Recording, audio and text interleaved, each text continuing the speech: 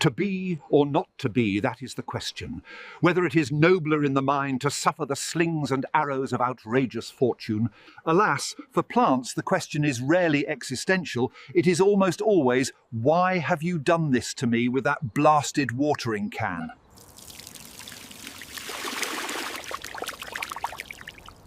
Welcome to Soil, Sass and Shakespeare. Today we address the greatest tragedy in the domestic garden. Not the aphids, not the frost, but the guilt-ridden paw. The moment we see a leaf droop and decide to fix our own emotional neglect with a litre of tap water. To understand the tragedy of the overwatered plant, we must look at the psychology of the panic paw.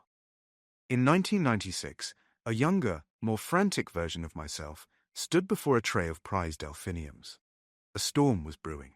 In the world of the amateur, a dark sky triggers a primal urge, the need to provide. This is where it goes wrong. We think we are stocking up the plant for a rainy day. In reality, we are triggering a horticultural great flood. By the time the judges arrived at the 1906 Regional Conservatory, those seedlings weren't plants. They were casualties of an apology they never asked for. If we want to avoid a repeat of 1906, we have to look past the leaves. The dirt on overwatering is quite literally in the dirt. Level 1, the desert. Notice the gap between the soil and the pot wall. That's subsidence. The peat has shrunk. Water will hit this and run straight through the cracks like a sieve. It's not just thirsty, it's hydrophobic. Level 2, the ideal. This is the chocolate cake threshold. It's dark, it's crumbly, and most importantly, it contains air. Soil isn't just a placeholder for roots, it's a lung. In this state, there is a perfect 50-50 split between water-filled pores and air-filled pores. The plant can drink and breathe. Level 3, the crime scene. This is the chocolate pudding. The air pores are gone. The roots are now effectively holding their breath underwater. Without oxygen, those roots begin to ferment. This is how you get the slime. But how much water is a trick question. It depends on the context engine. Airflow and light are the foxglove comps of the plant world. Plant A is a high-speed engine. It transpires moisture at triple the rate. Plant B is in low-power mode. If the pot feels heavy for its size, the water is already there. Pouring more won't make it happier. It will just make it heavier. The great transpiration hustle. Now, you might look at a plant like this, wilting, drooping, looking like it's auditioning for a Victorian tragedy, and think, Nigel, surely it's gasping. But wait, before you reach for the can, you have to understand the transpiration stream. Think of a plant as a giant green hydraulic system. Water enters the roots, travels up the pipes, the xylem, and exits through tiny pores in the leaves called stomata. This isn't just a drink, it's what keeps the plant standing upright.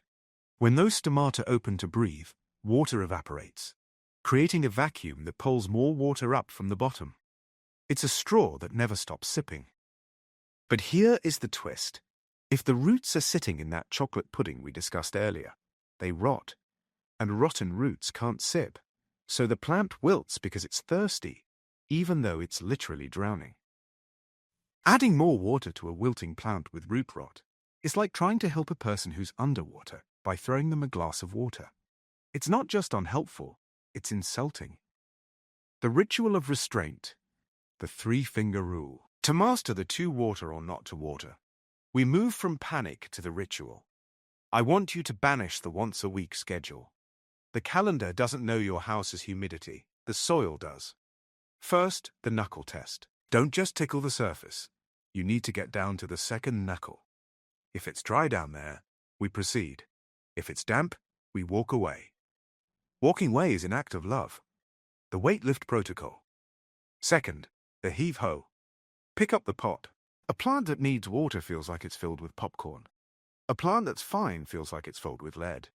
Your muscles have a better memory for hydration than your brain does. Trust the heft. In the summer of '96, I thought being a good gardener meant being a constant provider. I was wrong. A good gardener is a good observer. Most of the time, your plants don't want a savior. They just want to be left alone to do their job. So, the next time you feel that panic pour rising up in your chest, do me a favor. Put the can down, stick your finger in the dirt, and if it's even slightly damp, go make yourself a cup of tea instead. You both will be much better off for it. And now, my dear chaps, a quick addendum for your garden mastery. The anatomy of the tools. First, the watering can lies. We must address the hardware. People buy watering cans for their boutique looks, but most roses, those sprinkler bits, behave like pressure washers on a delicate salad. If your can creates a crater, you aren't watering, you're strip mining. Use a long-necked can for precision. Deliver water to the base like a secret message in a dark alley. Splashing foliage is just an invitation for fungus to move in and start charging rent. Next, the bottom watering revolution. For desert soil that shrunk from the pot, top watering is like pouring tea onto a marble. Instead, try a spa day. Set the plant in a tray with 2 inches of water and let it drink from the feet up. This capillary crawl is the most civilized way to hydrate, and it saves your hardwood floors from the domestic friction of a muddy overflow. Let's digress to the pot geology factor, terracotta versus plastic, or, as I like to call it, the great sweat. The pot is the plant's skin. Terracotta is the linen suit of the garden, breathable, porous, and constantly sweating. You'll be back at the tap frequently. Plastic or glazed ceramic, however, is a thermos. It holds moisture tight. Water a plastic pot, like a terracotta one, and you're building a bog. And if your pot lacks a drainage hole, that's not a pot, it's an urn. We all know what goes in urns. Lastly, the water quality nuance. Finally, the liquid itself. Cold tap water in winter gives tropicals a polar plunge, shocking the roots. Let it reach room temperature first. And if you have a water softener, keep that salty water away from your ferns. They have enough stress without you raising their blood pressure. Now, back to your regularly scheduled program. So, my fellow gardeners, remember, to water or not to water is rarely the question. The real question is, have you actually bothered to look before you pour? Or are you just trying to drown your own guilt? I'll be taking this for now, for your own good.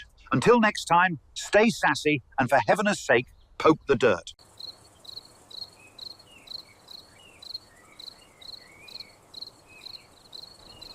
Shall I compare thee to a summer's day? No, you're far moodier, but we'll work on that, won't we? Private performance. Off you go. She's not ready for an audience. Now, where were we, my lady? Brought to you by Inception Point AI. Subscribe, like, and comment for more.